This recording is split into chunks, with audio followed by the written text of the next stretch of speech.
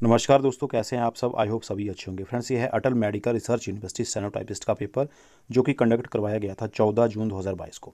तो इसका हमने एक सेक्शन पिछली वीडियो में डिस्कस कर लिया था। आज की इस वीडियो में हम जीके इंग्लिश और हिंदी वाले सेक्शन को डिस्कस करेंगे। फ्रेंड्स, काफ़ी इंपॉर्टेंट क्वेश्चन इस एग्जाम में इंग्लिश और हिंदी के पूछे गए थे। वीडियो के अंत तक बने रहें ताकि HP टैट, HP पुलिस तथा अन्य सभी कॉम्पिटेटिव एग्जाम में आपको इस वीडियो से हेल्प मिल सके। तो चलिए फ्रेंड्स, शुरू करते हैं आज की video.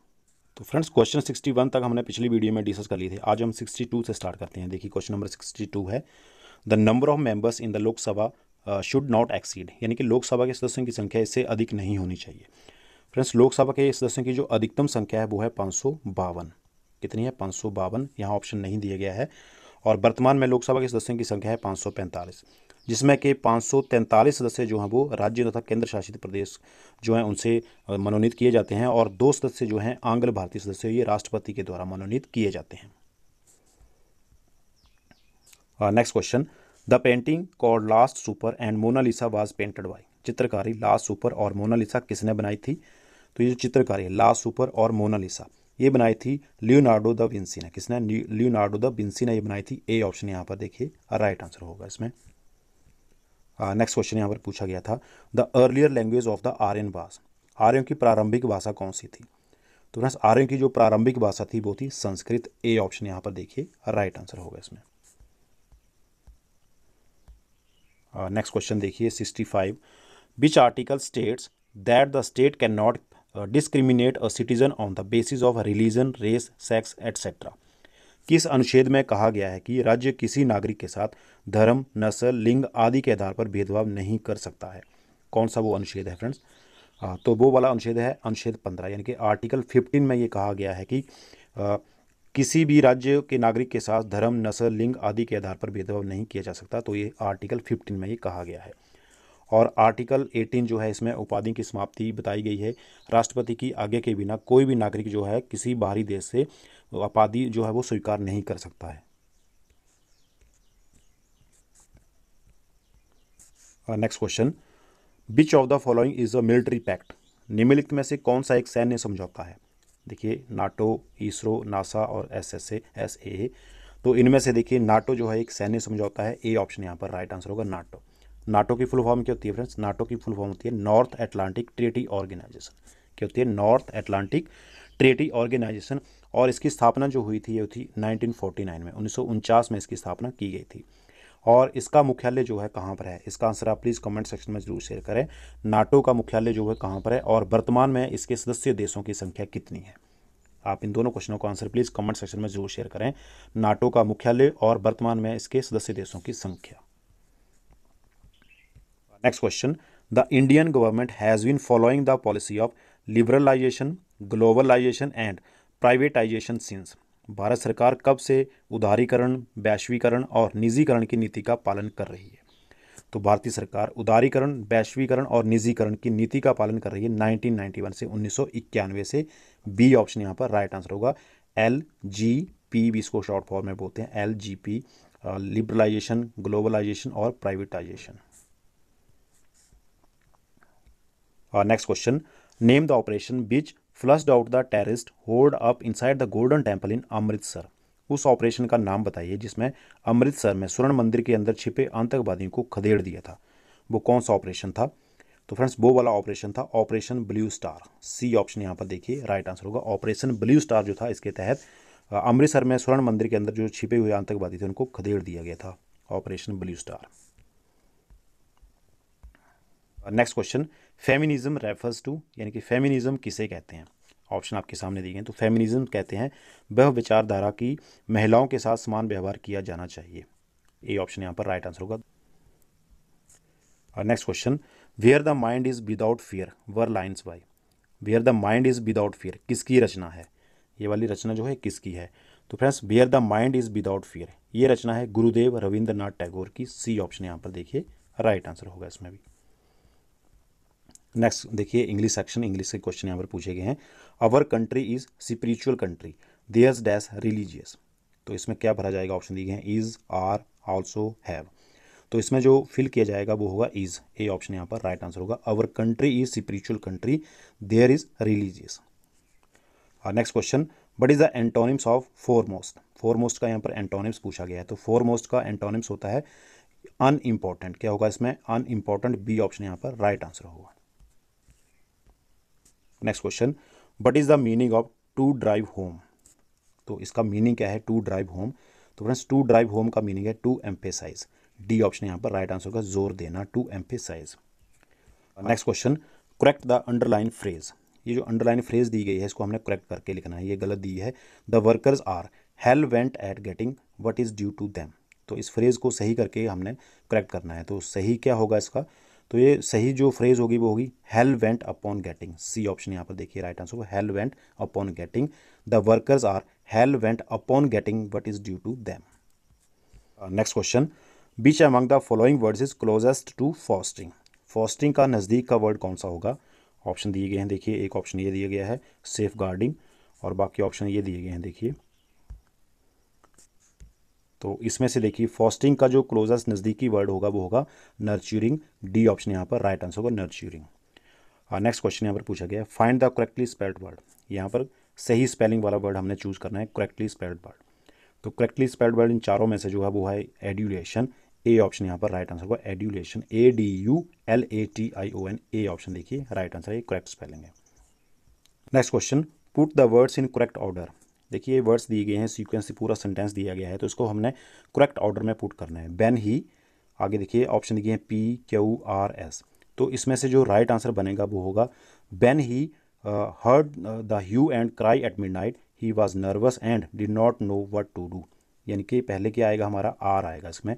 When he heard the hue and cry at midnight, R, उसके बाद he was nervous and Q आएगा ऑप्शन, उसके बाद देखिए डिड नॉट नो, पी, उसके बाद आएगा RQP और लास्ट में एस आएगा, यानी कि ऑप्शन नंबर ए इसमें राइट आंसर बनेगा। नेक्स्ट क्वेश्चन देखिए, which part of the sentence has error. ये जो सेंटेंस दिया गया है इसमें कौन सा पार्ट जो वो एरर है? Ram was senior to Shyam in college. तो ऑप्शन दिए गए हैं Sham was senior to Shyam in college या नो एरर। तो इसमें से नो एरर है, ये पूरा सेंटेंस जो है वो करेक्ट सेंटेंस है, नो एरर यहाँ पर राइट आंसर होगा, D option. Next question, a person who renounce the world and practise self discipline in order to attain salvation is known as. तो उसको बोलते हैं एसेटिक, तपस्वी बोलते हैं। बी ऑप्शन यहाँ पर देखिए इसका राइट आंसर होगा, ascetic. Next question, a person who loves everybody is known as. तो उसे क्या बोलते हैं? A person who loves everybody, तो उसे बोलते हैं देखिए एल्ट्रुइस्टिक। क्या बोलते हैं उसको? एल्ट्रुइस्टिक। सी ऑप्शन यहाँ पर राइट आंसर होगा। Next question, convert the given sentence to indirect speech. ये सेंटेंस दिया गया है Kiran asked me did you see the cricket match on television last night. तो उसको हमने इनडायरेक्ट स्पीच में कन्वर्ट करना है। तो इसका जो राइट आंसर बनेगा वो बनेगा ऑप्शन नंबर डी, देखिए ये वाला, Kiran asked me whether I had seen the cricket match on television the last night. क्योंकि ये जो दिया गया सेंटेंस ये पास्ट सेंटेंस दिया गया है तो उसको हम पास्ट परफेक्ट में कन्वर्ट करते हैं। और next question, convert the given sentence to indirect speech. ये भी सेंटेंस दिया गया है, इसको भी हमने इनडायरेक्ट स्पीच में कन्वर्ट करना है। Pawan said to me if I hear any news I will phone you. तो इसका जो राइट आंसर होगा वो होगा ऑप्शन नंबर डी, इसका भी देखिए, Pawan told me that if he heard any news he would phone me. D option इसका देखिए राइट आंसर होगा इसका। और next question, convert the given sentence into active voice. ये जो सेंटेंस दिया गया है ये पैसिव वॉइस में दिया गया है, इसको हमने वापिस इसको एक्टिव वॉइस में कन्वर्ट करना है। Our task had been completed before sunset. तो इसका एक्टिव वॉइस में कन्वर्ट होके क्या बनेगा? देखिए इसका बनेगा we had completed our task before sunset. क्या होगा इसका? We had completed our task before sunset. D option इसका राइट आंसर होगा। Next question, correct the given sentence. ये जो सेंटेंस दिया गया है इसको हमने करेक्ट करना है। Y did you not through the bag away.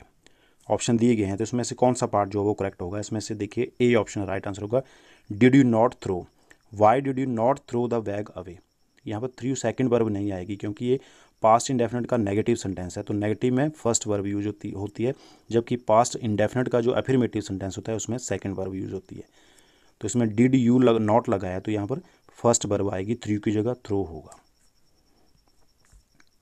Next question, question number 85, correct the given sentence. ये जो सेंटेंस दिया है you need not come unless you want to, इसको करेक्ट करना है। तो इसका जो राइट आंसर होगा वो होगा option number A, you don't need to come unless you want to. A option इसका सही आंसर होगा। नेक्स्ट देखिए हिंदी सेक्शन, निम्न में से कंठ ध्वनियाँ कौन सी हैं? कंठ की ध्वनियाँ कौन सी है? कंठ की ध्वनियाँ, तो इसमें कंठ की ध्वनियाँ को और खो हैं, ए ऑप्शन यहाँ पर राइट आंसर होगा। नेक्स्ट देखिए शुद्ध वर्तनी का चयन कीजिए, यहाँ पर शुद्ध वर्तनी कौन सी है? तो इसमें शुद्ध शब्द जो है वो है अन्वेषण, ए ऑप्शन यहाँ पर राइट आंसर होगा, ये शुद्ध वर्तनी है, ओ अदन्वेषण। नेक्स्ट क्वेश्चन देखिए, दयानंद में प्रयुक्त संधि का नाम क्या है? दयानंद में कौन सी संधि है? तो दयानंद में संधि है दीर्घ संधि, बी ऑप्शन यहाँ पर राइट आंसर होगा। आगे नेक्स्ट क्वेश्चन पूछा गया है, प्रख्यात में प्रयुक्त उपसर्ग कौन सा है? प्रख्यात में उपसर्ग, तो प्रख्यात जो है शब्द है इसमें उपसर्ग है प्रो उपसर्ग, ए ऑप्शन यहाँ पर देखिए ये राइट आंसर होगा इसमें। आगे नेक्स्ट क्वेश्चन पूछा गया है, जिस मास में उत्तर पद प्रधान होने के साथ ही साथ पूर्व तथा उत्तर पद में विशेषण विशेष्य का संबंध भी होता है, कौन सा समास होता है? देखिए इंपॉर्टेंट क्वेश्चन है, उत्तर पद प्रधान और साथ साथ में पूर्व तथा उत्तर पद में विशेषण और विशेष्य का संबंध भी होता है, तो वो वाला समास होता है कर्मधारय समास, बी ऑप्शन यहाँ पर देखिए राइट आंसर होगा। नेक्स्ट क्वेश्चन, जिन शब्दों की उत्पत्ति का पता नहीं चलता उन्हें क्या कहते हैं? तो जिन शब्दों की उत्पत्ति का पता नहीं चलता है उन्हें कहते हैं देशज शब्द, सी ऑप्शन देखिए राइट आंसर होगा। नेक्स्ट क्वेश्चन, स्त्रीत्व शब्द में कौन सी संज्ञा है? स्त्रीत्व, तो स्त्रीत्व शब्द जो है इसमें संज्ञा है भाववाचक संज्ञा, सी ऑप्शन यहाँ पर राइट आंसर होगा। नेक्स्ट क्वेश्चन, किस वाक्य में अपादान कारक है? अपादान, संबंध विच्छेद, तो देखिए 4 सेंटेंस जो दिए गए हैं, वाक्य जो दिए गए हैं, इनमें से सी वाला वाक्य जो है हिमालय से गंगा निकलती है, ये इसमें अपादान कारक है, सी ऑप्शन यहाँ पे राइट आंसर हो, क्योंकि गंगा जो है हिमालय से अलग हो रही है। नेक्स्ट क्वेश्चन, स्तन्य का पर्यायवाची शब्द कौन सा है? फ्रेंड्स स्तन्य का पर्यायवाची शब्द है दूध, डी ऑप्शन राइट आंसर होगा। नेक्स्ट क्वेश्चन, भूषण का विलोम शब्द क्या है? तो भूषण का विलोम शब्द होता है दूषण, सी ऑप्शन इसमें भी राइट आंसर होगा। देखिए और नेक्स्ट क्वेश्चन देखिए, जिसकी गर्दन सुंदर है उसे क्या कहते हैं? तो जिसकी गर्दन सुंदर है उसे क्या कहते हैं? ऑप्शन दिए सुदर्शन, सुगद, सुगर्दन या सुग्रीव, तो जिसकी गर्दन सुंदर है उसे कहते हैं सुग्रीव, डी ऑप्शन यहाँ पर राइट आंसर हो सुग्रीव।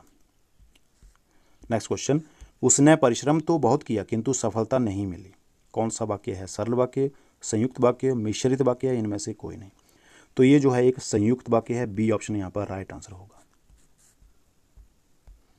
नेक्स्ट क्वेश्चन, वाक्य के अशुद्ध भाग का चयन कीजिए, ये एक वाक्य दिया गया है, मैं पटना गया तो उस समय मेरे पास केवल 20 रुपये मात्र थे, तो इसका कौन सा भाग जो है वो अशुद्ध भाग है? ऑप्शन दिए गए हैं, मैं पटना गया तो उस समय मेरे पास केवल 20 रुपये मात्र थे, तो इसका जो अशुद्ध वाला भाग जो है वो है डी ऑप्शन वाला, केवल 20 रुपये मात्र थे, ये वाला भाग जो है गलत है। सही क्या होगा इसमें?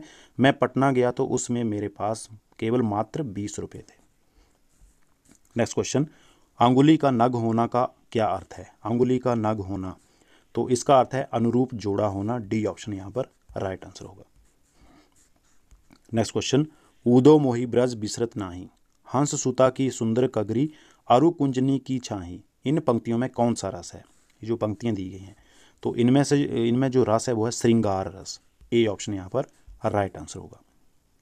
तो इसी के साथ फ्रेंड्स अभी हमने अटल मेडिकल रिसर्च यूनिवर्सिटी द्वारा स्टेनोटाइपिस्ट पेपर जो कि 14 जून 2022 को कंडक्ट करवाया गया था, उसका हमने जीके, इंग्लिश और हिंदी वाला सेक्शन भी डिस्कस कर लिया। आई होप कि आपको वीडियो पसंद आई होगी। जल्दी ही मिलेंगे इसी तरह की नेक्स्ट वीडियो के साथ, तब तक के लिए जय हिंद,